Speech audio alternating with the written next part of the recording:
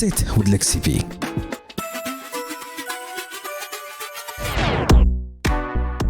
Welcome back, fam. My name is Lexi B, and I'm excited to intro this next episode for our Season 3 Sit with Lexi B podcast, the premier place to have the candid conversations around the lessons that we have learned in order to live the best life we can. In today's episode, we are talking to Lauren. Lauren works in the education system in LA, but what a lot of people don't know is that a few years back, Lauren was dealing with a lot of personal stuff around her divorce. And as you know, in Season 3, we're talking about the power of the pivot. One of the biggest pivots you can make in your life is actively deciding to either A, be with someone for a long period of time, and or B, separating from someone that you have built a life with. And this is what Lauren was facing. Tune in to hear more about her decision, why she made it, and most importantly, what she learned from navigating that very difficult time period and how she's thriving now. Sit with Lexi B podcast. Lauren, how are you? Hi, Lexi. I am good. How are you? I'm good. It's wonderful to actually see you in the flesh and hear your voice. I know backstage, I just told you, I'm like, I haven't actually heard Lauren speak since college. I will not put a year on that because, girl, you don't over 25. Thank you. It was a long time ago. So it's good to see you, sis. It's good to see you. Thank you. It's good to be seen. Thank you. Thank you. So before we get into this very important topic, what's in your coffee cup? What are you drinking with us today? So I do not drink coffee. Never have, never will. But I do have a nice matcha latte. Gives you the same caffeine, but, without the taste. I don't like the taste or smell of coffee. Interesting, because growing up, I loved the smell of coffee. That's what got me into it. I was like, whatever this 𝐼𝐸𝐫𝐸𝐿 is. And, I grew up in a home that were like, you're too young for coffee. So when I went to college, I was like, oh, okay. Yeah. I grew up smelling it every morning too. My mom has a fresh cup every morning. And now I'm just like, someone's drinking coffee. What is that smell? Where are your people from? Well, my parents, my mom and dad, were both born and raised right here in LA. But my dad's parents are from Bovina, Mississippi. And my mom's mom is from Jackson, Mississippi. And her dad is from Little Rock, Arkansas. I don't know much beyond that. I've only ever just heard about Mississippi. So your parents came to LA and they were like, we refugeed out. So you don't have. Oh, no, they were born and raised here. So I think they heard about it from their parents. And so that is just like, yeah, we're here, but our roots are in Mississippi. So. As long as those roots, I'm cool with it. They do. Amen. So you have this amazing career in education. You just wrote a book, which is fantastic. I love a good author. And I love, to be more specific, I love when Black women are like, I'm going to profit from this pain and you about to hear this gospel. And so I want to say that to you. I am so proud of you. I love it when a person stands in their truth and their power and tells their story, probably not only to heal themselves, but to help others, right? Yeah. How to make a coin out of it. I'm not going to lie. Yeah. So your book is about the topic that we're going to talk about today, which is divorce. And, this platform, we talk about the life lessons. And I think divorce, well, first, I think the decision to partner with someone is a life lesson. Okay. And I think then the decision to decide to uncouple from that person is also a lesson. Yes. So I first, before we get into the uncoupling part, tell us high level the love story part. Oh, yeah. The love story part. In hindsight, because hindsight is 2020, I don't know how much of a love story it was. I think that I was young. I met him at my first job out of college. Oh, okay. So I was young. I was 22. The world was my oyster. I had just moved back home. It was a recession, so finding jobs were hard. And so my first job was at MySpace. Shout out to MySpace. My first job was at MySpace, and he worked there. And when I started, it was obvious he liked me, and he would say things. He tried to get my attention, and I was like, gosh, he's so loud. And I'm not a loud person. I'm very much I'm a very like easy breezy kind of more reserved person. You were trying to go to work, drink some tea, make this coin, and eat. And ease. That's it, and meanwhile, he's like yelling across the floor and coming by every day. And so I think after a little while, I've always been a romantic at heart. I've read the Jane Austens, the Emily Brontes, the Colleen Hoovers. I love it. So I'm like, you know what? He's pursuing me. This is pursuit. This is what it's supposed to be like. And so I allowed him to, and then we grew attached. And then it's like, okay, well, the next step is marriage, and I think there's something to be said for being an overachiever, the same qualities that got us to the college we went to, that got us to the careers we went to. I think you can bring them into life itself. And so I'm like, oh, well, the next step here is marriage. You ain't going to be dating me for 5 and 6 years without getting married. So, okay, we're on year 2. What are we doing? I gave my husband the same conversation. Like, look, I am in my late 20s. He's dated months. I'm not saying I want to get married tomorrow, but but like, what's the plan? And you will not. Okay. Yeah, I think that's where we were at. And then he proposed, and like, I'm 24 at this point, and I'm young, and it's a shiny ring, and I'm planning this big, pretty wedding. And so it all just kind of felt like it was supposed to feel, or I think it felt how it was supposed to. And he was a good friend. Like, we had developed a friendship first and foremost because we saw each other every day because we worked together. And so I think, not quite knowing what I know about marriage now, I thought, well, sure, they say marry your friend and like you'll be good. And so we did, and that was that. When you decided to pursue a divorce, or my Gwyneth Paltrow voice, consciously uncoupling. That's what she would love that. Consciously uncoupling. Right? Mm-hmm. What was the first dialogue within you? I'm assuming, and please correct me if I'm wrong, there's first, like when people decide on these very intense, powerful, life-changing decisions, there's first a dialogue within yourself, and then maybe a dialogue with like your close circle, your close tribe, and then the dialogue with the world. So I'm asking you, what was the dialogue within you? Why were you thinking this is a good decision for me? That was not my first dialogue because he initiated the divorce. Got it. It wasn't me. So my first dialogue with myself was very much what is happening? Why is it happening? How do I feel about what's happening? Right. And I think that initial dialogue was too emotionally charged to have been very productive. I think it was just very much like panic mode. We're at DEFCON 5 right now, or DEFCON 1, whichever one's the crisis. We were there. And then, then I had the external dialogue, but my internal one was just more of did I hear what I just thought I heard? And am I about to go through what I thought I would never have to go through? Were you caught off guard by this? Or was it, even regardless of the emotion, I'm not going to lie, if someone came to me and said, I want a divorce, there's the emotion of, where is this coming from? And then there's the emotion of, okay, like, we don't really like each other. So, but also, you know what I mean? Like, there's different types of conversations in your head. And so I meant, was this a total shock and blindsidedness?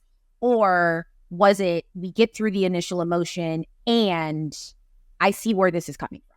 Yeah, it was not a total shock. I was not blindsided. I did for sure have the duality of dialogue you mentioned, like oh my God, no, he didn't. And then also like do you blame him? Like, this might not be the worst thing in the world. So yeah, I definitely had both of those. It wasn't smooth sailing, I think, for any of our marriage. And so there was kind of constantly it was work. And I think being that young, we were like, how much work is it supposed to be? Like, you hear that marriage is work, marriage isn't easy, marriage is hard. You hear it and you hear it. But I think without the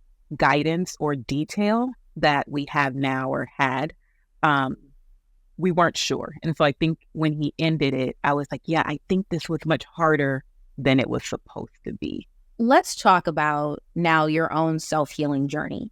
So you're going through this divorce. I'm sure there's lots of paperwork. The United States government makes nothing easy there. Well, I haven't been through a divorce, but I'm just assuming, logistically, this sucks. Yeah, it does. Right? Taxes suck. Yep. Divorce probably sucks from a logistical standpoint. So you're going through all of this. You're decoupling your home. You also share a child with him. Yep. Who on social media is gorgeous and looks just like me. Thank you. When I was pregnant, I would tell my baby every day, and I'd be like, "You better look like me." Like, right? So, your daughter did that. She did. And what was your self-healing journey like? So let's first talk about your career. How did your divorce affect your career? If it did affect your career, what was that like? Oh, yeah. It affected it completely. When I graduated, or when we got divorced, I had just graduated from law school. So I had taken the bar exam and I was waiting for bar exam results. And then he was like, and we're done. And so I was like, but wait, so I had no job at the time. And then I had a small child. And so she was 2 then. And so I was like, these bills have to get paid. I have to go work. And then I think maybe a week or 2 later, I got bar exam results and found out I didn't pass. So now I'm like, okay, I can't go get a job as a lawyer. I need to do something. So initially I got a job at Macy's. It was Christmas time. I said, look, it's not going to pay much, but it'll pay my immediate bill. So I did that to buy me a little time. And then I ended up getting a job at like an ed tech startup. And I was like, okay, I have skills that fit this. This is not what I was looking for, but I have the skills to do this.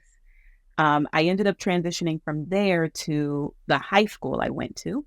The founder of the school had asked my mom randomly, like, hey, what's Lauren up to? And she was like, oh, her husband threw her curveball, so she's just trying to rebound from life. And she was like, why don't she come work here for a year or 2? I could use her brilliance and then it'll help her get on her feet. And I did it thinking I'll be here 1 year, and I loved it and was great at it. But I would never have gone down that path if it wasn't like, if I had my choice. I think at the time, the divorce kind of robbed me of that. It was very much a survival moment. And so I did what I had to do to survive. And it just turns out that I'm great at it. So, okay. And what do you do now? Now I was director of admissions. I then transitioned to director of advancement. So I fundraise for schools. Tell me how emotionally this divorce rocked you. Emotionally, divorce is going to take you through the entire range of human emotion. You're going to feel all the feels and probably many of them at the same time. So I had spaces where, and often I love therapy, go to therapy all the time, have for years. And they will tell you that divorce, you often mirror the stages of grief. And so you will go through the same emotional phases that you go through when you're grieving the loss of someone. So I went through, anger, which was very uncomfortable for me. I'm not an angry person. I don't like to sit in anger. And that's the emotion that is most commonly associated with divorce. That's the one you hear, like, F him, F this, that's what we hear. That's what we know. I had a therapist say that anger is the socially acceptable way of demonstrating hurt and insecurity and fear. Yeah. So I think that's why we're so okay with it. But anger is probably number one. Deep sorrow, because as much as this may not have been the right coupling, it is someone you have shared memories with, experiences with, a child, you've bonded. And so to lose that person is really, really hard.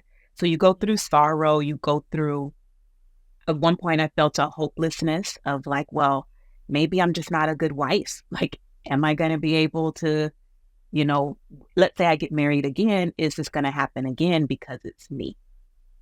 Or I think I also went through some insecurity of, well, it went wrong this one time. Maybe I don't know how to pick them. Maybe I have bad judgment, bad discernment. It takes a toll on your self-esteem, on your emotional regulation. It definitely wreaked havoc on dating. You go into it and you're very skeptical of everyone. You don't trust everyone. And so, you go through the whole thing, fear, worry, panic, because you're also now managing a household by yourself. And so it's now, wait, these things where I used to have someone with me. Oh, wait, all the rent is on me. Utilities are all me. I have a car note and car insurance. There's childcare. And then you're going back and forth to court, which is just, even for someone who went to law school, confusing and also sometimes a little condescending. The legal system can be a bit condescending if you don't know how to maneuver it. Yeah. And so just the whole range, any emotion that you could ever feel, you will feel when going through a divorce. I want to go deeper into the insecurity part because I think that's actually powerful. I can only imagine going through something like that and then you questioning your self-worth. Oh, yeah. 100% sense to me why somebody would question their self-worth. Mm-hmm. My question is, what are the tips and tricks and tactics, in your opinion, that when you're going through a life-changing experience that's questioning your self-worth, how do you get back to yourself and your worth? My answer is sort of the cliche one, so I'll explain it after, but you have to do the work. It sounds so, we hear that all the time, like, oh, do the work, do the emotional work, but you're not quite sure what that looks like. Right. So doing the work is getting to the root of the insecurity. What about that relationship made me feel like I'm not worthy of this person, or someone may not pick me, or I may not be a good wife? And so it was often exploring those deep-rooted things. And sometimes you'll find that it's not even your divorce that caused it. Your divorce just brought it to the surface. And so you're exploring what it is. Is it that, for example, let's say that he always criticized you because you're not a good cook, right? I don't cook at all, so that wasn't the criticism. But if it was, I'm not a good cook, then you explore that. Do I want to be a good cook? Is this something that matters to me for my next relationship? Maybe I'm just going to embrace that I don't cook and that'll be fine, And so it's really taking a look at the exact things you're insecure about, what caused them, and then resolving it. And that resolve can be, that's not going to get better. The resolve can be, I'm going to work on that. Like, it's really important to me that as a wife, I be the top chef. And so I'm going to work on that. And then sometimes it's just being very honest about that. I was able to move through relationships once I did the work, being able to say like, hey, this is the baggage I have. I feel insecure about my cooking skills.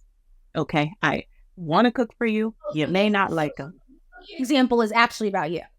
No, I don't cook, but it's just an easy one. Okay. Yeah. My question to you then is, what was one of your insecurities specifically that you had to work through? For me, one of mine was on my wedding day, when my bridesmaids had gone out, they were getting ready to walk out, and I was waiting for my dad to come get me. There was a moment, very brief, because when you get married, you don't have any moments alone on that day. So there was a brief moment when I was by myself, sitting in a chair, and I thought, is this the right decision? And I think by the time I could explore that, my dad had come up and it was, okay, here we go, we're doing it. So for me, and then, years later, my husband leaves me. And so for me, my insecurity was I don't make good decisions. I don't trust myself. You don't trust yourself. Yeah. I don't trust myself to make good decisions. And so then that came across everything. Like, I found myself calling my mom to be like, okay, well, should I put Ava in summer school or should I put her in summer camp? I just was constantly seeking someone to make the decision for me or to validate my decision.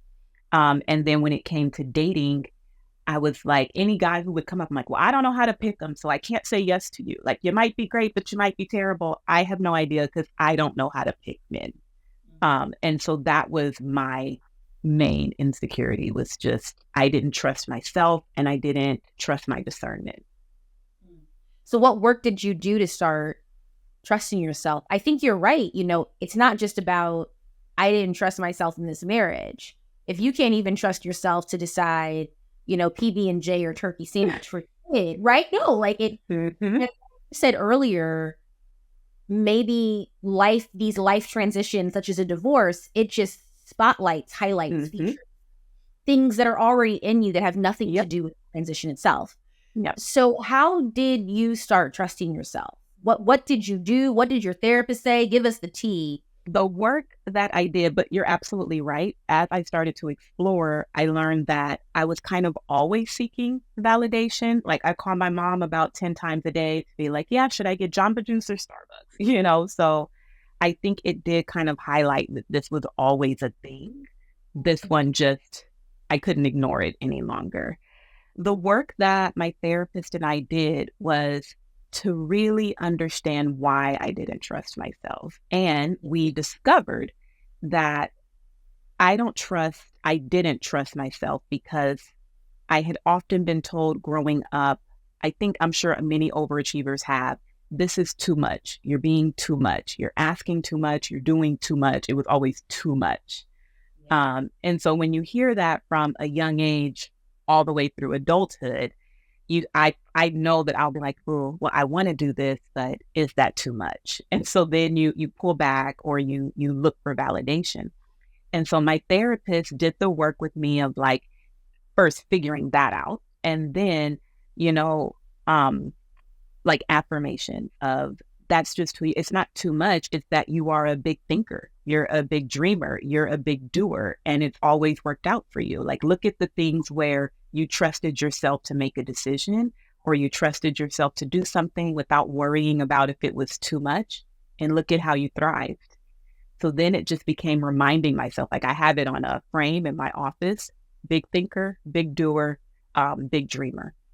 And so then when I'm preparing to do something and I find myself wanting to like, ooh, maybe not, or, oh, let me call someone. I'm like, no, if this is what I want to do, I've taken the time to discover that this is not an impulse decision. Like I really thought through this. I'm going to go for it. And then even feeling okay with hopefully it works out. Maybe it won't, but if it doesn't, that doesn't mean that my decision was wrong. It's just the decision I made at the time. And that has been years in the making. That really, really resonates with me more than you know. I feel like I have been told too much, too loud, too soft, too big, too small, too dark, too light, too opinionated, not opinionated enough. I always felt growing up as a child that I could just never just be. Because there was someone or some system that said that either A, I wasn't enough, or B, I was too much. Yep. Listening to you talk. See, now you're therapying me. Listening to That's what I do. Some of my insecurities are now coming together. So for the record, stop telling these kids they're too much. Please, and thank you. Stop telling the babies they're too much, because I really feel like just because I'm too much for you just means that I'm just not the person for you. Yep. Amen. Yeah. And I feel like a lot of my dating relationships in my 20s were with people that kept telling me I was too much. Yep. Right. Yep. This is not about me, but a lot of this is coming after processing in real time. And I'm like, oh, okay, great. So let's now talk about dating again. I think dating is part of life, and dating should be part of life, beloveds. Like, to be exploring and dating and hanging out with people that find us fascinating and sexy. Absolutely. And perfect, not too much. So dating after divorce, what is that process like? The process is, it is tricky. I think that it is important. It was important for me to understand my needs and that they will change as I move through divorce. So like in the beginning of my separation, divorce wasn't final. It was more that I needed physical companionship. Like I was sitting in my home alone because my daughter was with her dad, and I was very unused to being at home alone. So do I want someone to come hang out with me on the Tuesdays and Thursdays when my daughter is with her dad? Absolutely. But I found that I wasn't ready to date. I didn't want to meet your parents. I didn't want to meet your friends. I don't want to go out and about. In the beginning for me, it was literally just, please come sit on the couch and watch Real Housewives of Beverly Hills with me because I feel lonely and I don't want to feel lonely. It sounds like the silence was very... Yes. Which I can only imagine, you go from one day, the house is too loud. Mm-hmm. Even you said your ex-husband was a loud person. Mm-hmm. Yep. Then you have a kid and y'all kids are just loud. Yeah, okay? They are. Kids are rude. And so you go from all of that to just complete silence. The silence. Mm-hmm. Yeah. Okay. So I think for a good 6 to 12 months, that was all I needed, was just text me sometimes, tell me I'm pretty, and then come over and watch Real Housewives, and I'm good. I have too much going on to offer much more emotionally, nor receive much more emotionally. Mm-hmm. And so then I think when I moved out of that phase, then it was like, okay, well, no, I filed my papers. I'm almost divorced. We got a co-parenting schedule worked out. I want to go out and paint the town. Who's taking me to paint the town? Please, I'll get pretty. You pay the bills. It's going to be great. Amen. Amen. Okay. I didn't want to make that. Okay. Look, y'all, I'm not even gonna lie. There were moments in my 20s where I was like, yes, I'll meet you for appetizers. Put the credit card down. And that's horrible. I will admit that. But that really happened. Yes. Sometimes you just want to be pretty. You want to eat pretty food in a pretty space with a pretty person. And that's it. No more, no less. It's wonderful. Yeah. It's wonderful. Wonderful. Yeah. Mm-hmm. So I had that space right after, but then after you do that for a little bit, someone eventually is like, well, what is this turning into? Do you want to be my girlfriend? Do you want to meet my kid? And it's like, oh, nope, I don't. I just wanted to eat pretty food in a pretty space. We talked about this. So that was that phase. Mm-hmm. I didn't care if we were aligned in values or goals because I just wanted you for the scene, Mm-hmm. And then I moved out of that and was like, okay, I think I want something a bit more reliable, more dependable. I wanted to just be one person. Maybe I'll explore this relationship thing. So I did that, but I don't think I had done enough emotional work. So I was attracting the wrong man. It was men who seemed on the surface like they wanted the same things, like we were at the same space in life. But as I got to know them, I'd be like, yeah, no, but it kept being the same kind of person. And so I said, I think this is me. I have not done the work. And so I'm attracting where I'm at right now without realizing that that's where I'm at. What were you attracting? I'm curious. Oh my gosh. It was all men who had secret wives, secret girlfriends. Mm-hmm. Oh, the stories I could tell. Yeah, men are ruthless out here. This is becoming a Tyler Perry movie. Are you serious? Mm-hmm. I did date a dude once who lied about having children. It was weird. Mm-hmm. He told me he didn't have children, and then we go on the date, and then his kids call him on the date. And in real time, I'm like, but you told me you didn't have kids. And he was like, yeah, I thought you didn't want somebody who didn't have kids. Now you know. And I was like, what? If you don't lie about your kids, sir, what else she want you to lie about? Yeah. Mm-hmm.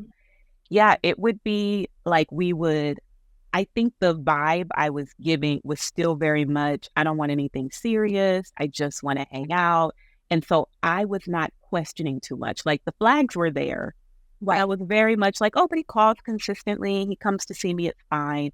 But then a couple months would go by and I'd be like, well, wait, I really like you. I want more. Make me your girlfriend. And then I would get hit with a no. Then I'd do a little stalking on Instagram. And then I'd be like, oh, that's why.